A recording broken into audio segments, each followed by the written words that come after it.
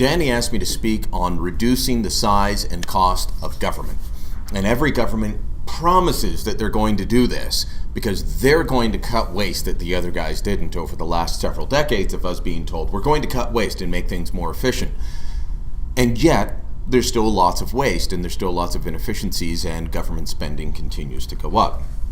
But given that, I used to be on the now dearly departed Sun News Network, I thought that the front page of the Globe and Mail today was quite funny, because it is a little bit about reducing government control and government waste, and because government waste, because it's so big, it's so controlling, it has its tentacles in so many places. And so the front page, CRTC wants to see less, better Canadian TV.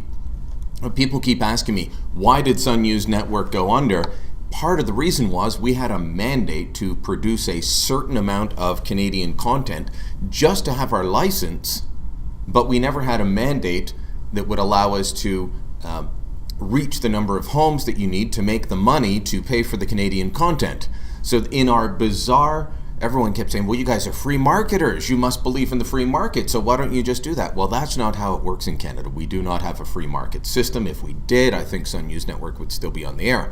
So in our heavily regulated industry, we had our regulator tell us, you must produce this, and we will give you coverage to pay for that. And that's part of why we went under. Business conditions didn't help either. But yes, CRTC wants less Canadian content 1 month after we went under. How do you like them apples? So the CRTC is one of many organizations that I could rail against in terms of Canada's government being too big. And as I said, politicians and administrations, to take up John's term, as opposed to governments, administrations, they've been promising for years that they're going to do away with the waste and they're going to make government more efficient. And it's hard to make government more efficient.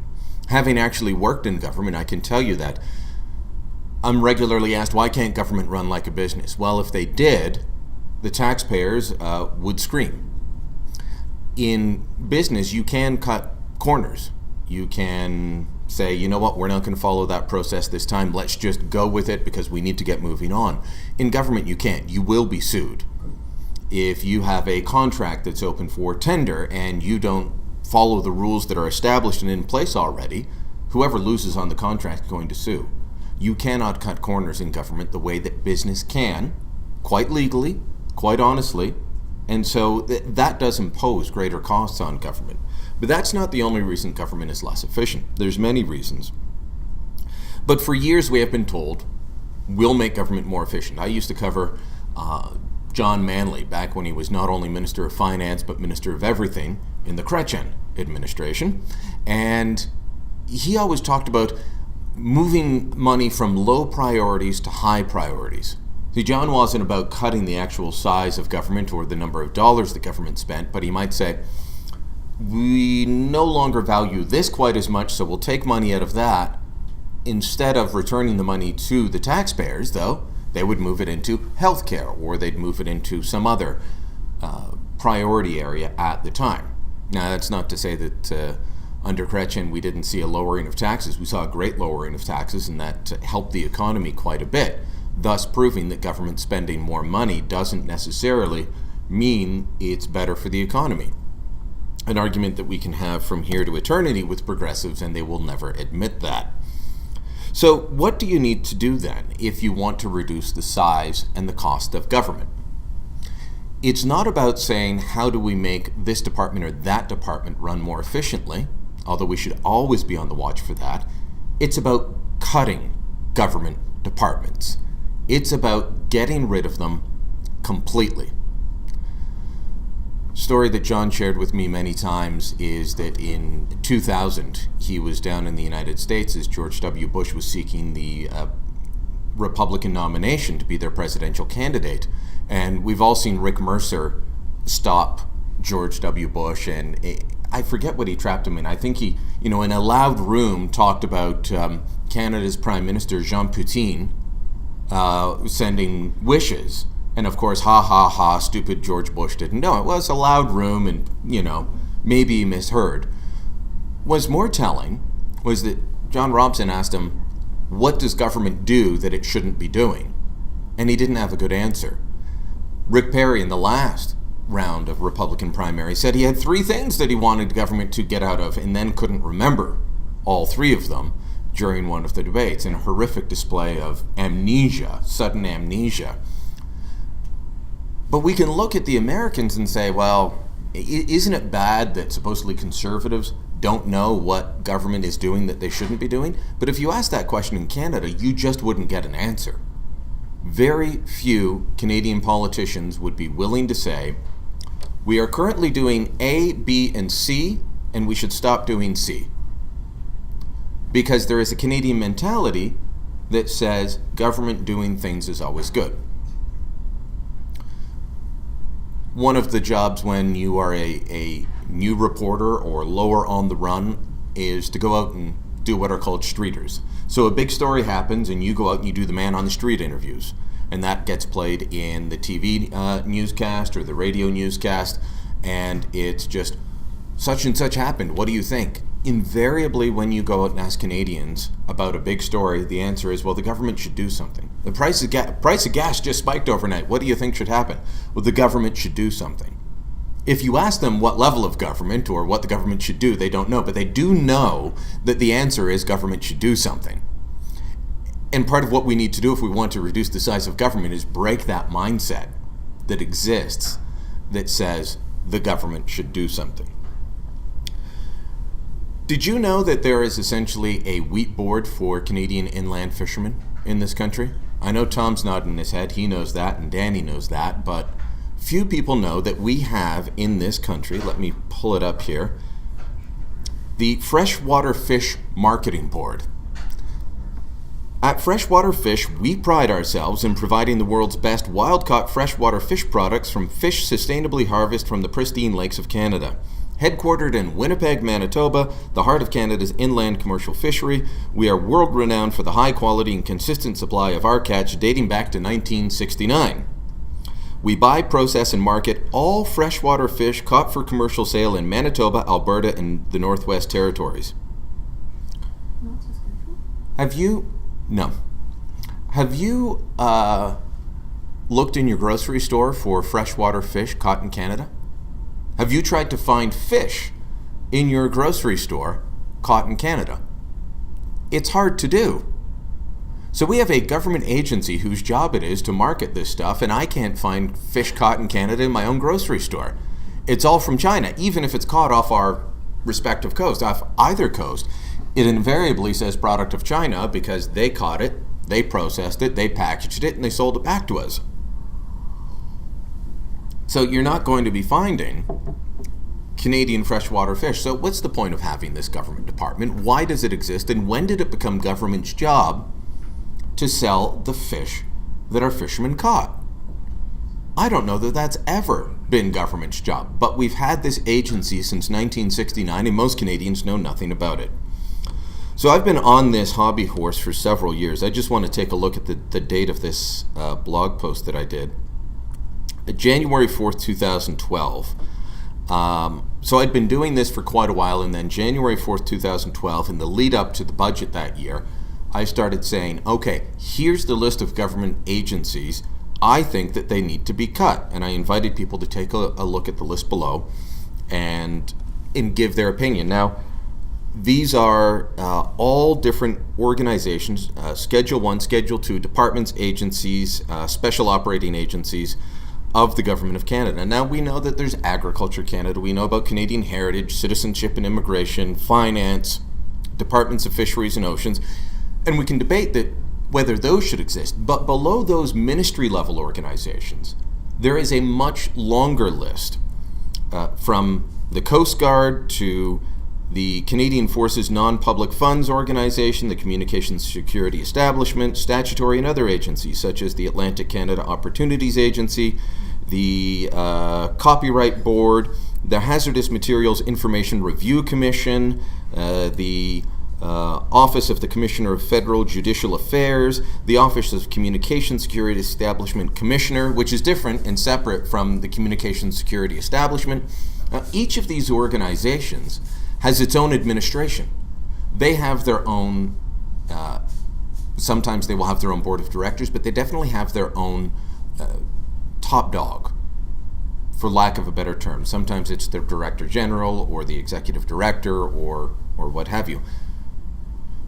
Starting back in 2010, I started to look at what this was costing us. An article I did at the time started this. This is June 29th, 2010, I wrote this. Ottawa, at least official Ottawa, is a town built on status, and in the federal civil service, nothing says you've made it like having your own chauffeur pick you up each morning and drive you around like Britney Spears hitting the Vegas Strip. From cabinet ministers to important people like the Comptroller General of Canada, anyone who is anyone in Ottawa has their own driver. Can anyone in this room tell me who the Comptroller General is? Did you know that we had a Comptroller General? We've only had one since 1932, and from 1969 to 1978 under Trudeau the First, we did not have one. He actually just got rid of it and said, we don't need this. 78, they brought it back. And let me just pull up his name because he's changed recently. Bill Matthews. Now, I don't know what qualifications Bill Matthews has. His job, though, is the Office of the Comptroller General of Canada provides oversight and direction to government-wide efforts to improve the stewardship of taxpayers' dollars and government assets. Well, I thought that's what we elected members of Parliament for. That's supposed to be their primary job, is to be a check on executive spending power and to pull the purse strings when that gets out of control. But they don't do a very good job, and thus we have the Comptroller General, the Auditor General, and all these other organizations that then monitor government spending. They don't actually reduce it, they don't improve it, but they do cost us a lot because Bill Matthews is picked up at his home every morning and dropped off by a chauffeur. In Britain, they recently got rid of cars and drivers for the majority of cabinet ministers and other assorted high-level bureaucrats. Actually, that was a couple of years ago. Other than those that actually need it for security reasons, such as the defense minister. Britain was at war at the time, they still are. Defense minister might need a driver that can take evasive action. The head of the spy agency, people like that need an additional level of protection. And so their car and driver is more than just a taxi service. But in Canada, we actually give this out to a ton of different people. John Tory told me at the time that there are more chauffeurs in Ottawa than there are on Bay Street in Toronto. John Tory he's now mayor of Toronto, he used to run Rogers Communications. He drove himself to work. When he was head of one of the biggest companies in Canada, drove himself to work. And yet in Ottawa, if you run an agency, you don't go anywhere without your car and driver. I happen to know one person who was given a promotion at this level several years ago. This is someone who has assistant deputy minister and assistant deputy minister. When you're deputy minister, you're the top bureaucrat in a department. When he was assistant deputy minister, he still took the bus. Got promoted, and they said, your car and driver will pick you up at a time of your choosing. He said, why do I have a car and driver? They said, it comes with the job. He said, I don't want it. They said, well, it comes with the job, and so they're going to have a car and driver whether you want one or not. So he either just wasted taxpayers' money and let this car and this civil servant whose job it is to drive him around sit there, or he actually took the ride. That's the way official Ottawa works. Close to 200 government workers are eligible for this high-end perk that seems more at home in Hollywood than in the sleepy capital. That's what I was writing back in 2010. It hasn't changed. You want to talk about a way to save money and reduce the cost of government? That would be one. The drivers make on average, I believe the figure, and I'm going off the top of my head, so don't quote me on this, but it is in the $65,000 to $75,000 a year range. Then there's the cost of the car. They do work long hours because the bureaucrats work long hours and they have to be at their beck and call. Cabinet ministers' drivers a few years ago some of them were making insane amounts because of the overtime system that was in place and the way that certain cabinet ministers would work till all hours and then take their chauffeur to take them out to dinner and then wait outside, and this person just has to sit there. Well, if you have to sit there, you're going to get paid. Even I'll agree with that. If I think the job should be gone, I'll agree with that. But they've been able to curtail that a little bit. So all these agencies, if you're headquartered in Ottawa, you're going to get this car. You're going to get the driver. Do we need that? Do we need the Freshwater Marketing Board? Do we need the Comptroller General? Do we need the Canadian Commercial Corporation? We've heard about the Business Development Bank. We've heard about Export Development Canada. Did you know there was a Canadian Commercial Corporation? Let me read from their introduction.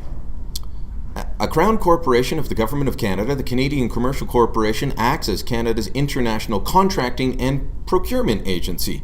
CCC reports to Parliament through the Minister of International Trade under Schedule 3, Part 1 of the Financial Administration Act. The corporation was established in 1946 to assist in the post-war reconstruction of Europe with a mandate to assist in the development of trade between Canada and other nations. So this was established to help rebuild post-war Europe. I think that job was accomplished a long time ago, but this organization is still there. Because these organizations don't go away, not unless you cut them out. Did you know that we have a Canadian Pari-Mutual Agency? Anyone know what a Pari-Mutual Agency is? Or what Pari-Mutual is? This is a special operating agency within Agriculture and Agri-Food Canada that regulates and supervises pari-mutual betting in Canada on horse races, thereby ensuring that pari-mutual betting is conducted in a way that is fair and open to the public. Gambling is a provincial jurisdiction. So are horse tracks. But we have a federal agency devoted to it. One of the big problems is jurisdictional overlap. And I have hated this for years, going to a funding announcement and all three levels of government are there with their giant, what do they call them? The giant novelty checks, right? You know, the check will be this big, it takes three guys to hold them up, barely fits in the picture, but they all have them and they all want to show them because, you know, the municipal leader and the provincial politician and the federal politician all want credit for building the local roadway. Why are three levels of government paying for 2nd Avenue Southwest to be repaved? Just for example, that is the responsibility of the local government in Calgary. Or the provincial highway. Let's say you're repaving Highway 2 here between Calgary and Edmonton. That's the provincial government's job. Why would the federal government collect money from all across Canada to pay for a road that goes between Calgary and Edmonton? Constitutionally, it is the job of the provincial government. But we don't recognize jurisdiction anymore, and everyone wants their picture in the paper so they can get reelected, and they all want to contribute. So you're paying for roads in Quebec, they're paying for roads in Alberta, everyone's paying for roads in Northwest Territories, and you're all paying for Ontario because we're a have-not province. Thank you. These are the types of things that I talk about when I say that government needs to get smaller by cutting. Because nobody in this room, you guys are pretty interested in political affairs, in current events, in the operations of government, and nobody here knew that we had a pari-mutual agency. I'll send around the link to the full list later on, and you'll be shocked at how big the government is. Now, I'm picking on the federal government. We're here in Alberta. Let me pick on them. Did you know that there is an Alberta Agency Governance Secretariat? They provide information, tools, and training to ensure Alberta government agencies are well governed.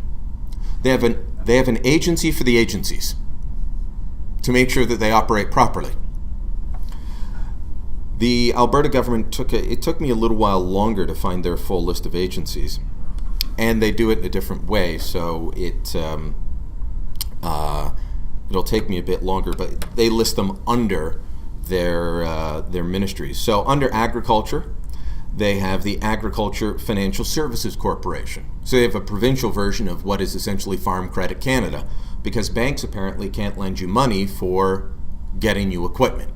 Farm Credit Canada competes with Canada's banks and credit unions to lend farmers money. Now, I know there's some farmers in the room, maybe you like Farm Credit Canada, but when they're going out of their way to compete on a commercial level with a bank, that seems crazy. But that's what we're doing in this country. And then we've got a provincial version in Alberta, and I'm sure Alberta's not alone. There's the Alberta Grains Council, the Alberta Livestock and Meat Agency, the Alberta Next Generation Advisory Council.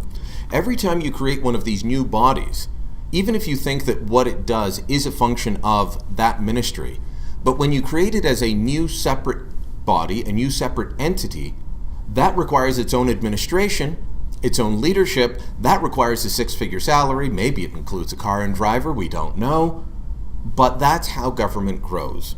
And so we've got to be able to say, is this a core function of government?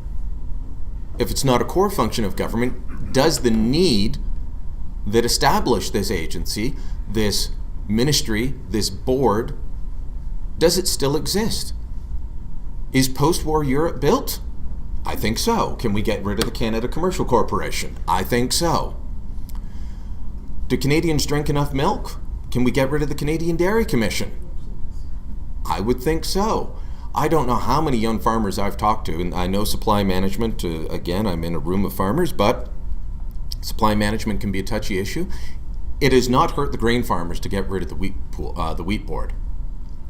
I don't think that it would hurt Canada's farmers to get rid of the supply management system. And I say that from speaking to farmers who have actually left Eastern Ontario and moved down to New York State, farm families, because the next generation couldn't afford to buy the quota to take over the family farm. And if they did try and take it over, they would have multi-million-dollar debts just to buy the farm that their family already owns. In Quebec, my wife's family, the next generation could not take it over because they couldn't gift the family farm to them. They had to buy it from one generation to the next at commercial rates. So all of a sudden, you've got the younger generation saying, okay, we don't actually have the cash. We're just going to have to go and work for somebody else. And so that family farm that had been going for a few generations is no longer. Sold off to somebody else. I don't think that that's what we intended in setting up some of these rules. You go through the Culture and Tourism Ministry also has the Alberta Strategic Tourism Council, the Government House Foundation, the Premier's Council on Culture, Travel Alberta, the Wild Rose Foundation, which I'm sure is soon to be renamed. Under Education, you've got the Attendance Board, the Framework Agreement Exceptions Committee, the Practice Review Appeal Committee, the Practice Review Complaint Appeal Committee, the Practice Review General Panel, and you see how it goes on. So if we want to reduce the size and scope of government, what do we need to do other than complain about it and hope that someone tries to find a way to cut waste? Well, cutting waste is a good thing, and you always have to be on the lookout for it. But also we just have to start cutting departments outright. We have to do a full review. Ontario, by the way, has far more government boards, agencies, and departments than the federal government does. I believe it's over 500. So we have to look at, does this organization exist? Should it exist? Review them all on that level. We have to get back to respecting the Constitution in terms of jurisdiction. Gilles Duceppe, when he was leader of the Bloc Québécois, I'm sure he's not a popular man in this room, being a separatist leader, but the man made some really good points at times, because the part of the impetus for the separatist movement in Quebec was the jurisdictional battle between Ottawa and the provinces. And the separatists were not always wrong. At times they would sit there and say, hold on a minute, why are you doing that? That is our jurisdiction. The Constitution clearly says that education is a provincial jurisdiction. Why are you involved? Gilles Duceppe's favorite line was, why does Health Canada have 10,000 people in a department and they don't run a single hospital? He was right. Why does Health Canada have so many people? They don't run a hospital. They make up a lot of rules for all the provinces to follow for their own health departments, again duplicating what the provinces are already doing. Is that something that can be transferred down to the provinces? That would free up an awful lot of money if we actually just followed jurisdictions. And then finally, we have to get back, as conservatives especially, we have to get back to the idea of civil society. This is not a bad word or bad phrase. This is not me swearing at you saying we need to embrace civil society. Too often that's just seen as a leftist thing. But it's not. What it is the free organization of people around a cause or an issue and saying, we will take care of this without government. So we're talking about charities, we're talking about not-for-profits. And it's been disappointing to me over the years as I've talked to conservatives about this, when they'll say, but I gave it the office. I pay for this through my taxes already. Yes, that's the point. You want to stop paying for it through your taxes, you've got to start giving to charity. And depending on where you live in Canada, the charitable level of giving varies. I believe it's pretty good here in Alberta. It's lowest in Quebec, not very high in Atlantic Canada, and it varies across the country. But we don't give enough to charity to allow them to step into the void. And so what you end up happening is you've got charities that are essentially arms of government. I don't know if any of you remember a couple of years ago, there was a big controversy around a foreign aid group called Kairos. Kairos is technically an arm of the United Church of Canada. But over the years, they'd started working with other Christian denominations, and they would, the churches would put money in. But when Kairos got denied funding by then CETA Minister Bev Oda, they declared that this was an attack on them, that they were a charity, and how dare the minister attack us because she doesn't like what we're doing. 75% of their budget at that point came from the federal government. When do you cease being a charity and become an arm of the government? Is it when 75% of your budget comes from the federal government or any government? Is it 85, 95? But at a certain point, our charities have become dependent on government. They need to be dependent on us. And then when they stop doing the job that they said they were going to do, we can stop sending them the checks, and then they can either smarten up or go away.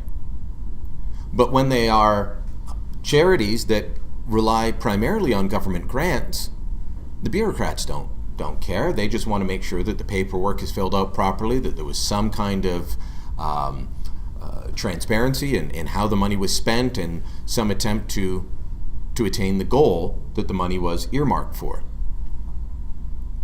But if they go off course over the years, well, that doesn't matter. Not the way it matters to actual donors. So we've got to get away from our charities being arms of the government and dependent on government, and have them dependent on our goodwill. And that is one way that we're going to be able to cut the size of government. But that requires a mindset change. All of these things, the three things that I say we've got to do, require fundamentally a mindset change.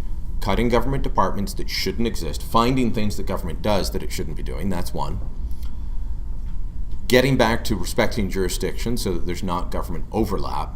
And three, getting back to civil society. All three require a mind shift change. And when John was talking about the Magna Carta and saying that these things used to be told at the kitchen table, well, I think that is still the greatest place that we teach the lessons that need to be taught for the next generation. Whether we're talking about our kids or our grandkids, passing down that information can do so much. And sometimes I wonder if my kids are listening, and then they surprise me and they repeat something I said, and it makes me very happy. Well, hopefully, unless it's something I was saying in anger, something I should have been saying. We've all had those moments, but it will come back, especially if you repeat it and you explain things to them. Because a lot of what they do get in school, regardless of where you live, a lot of what they do get in school is indoctrination. But we can counter that in our own homes. And our homes can be the first place of education, the first place of inquiry, the first place of teaching for our children. And that can be the first step in changing the mindset for the next generation. Thank you.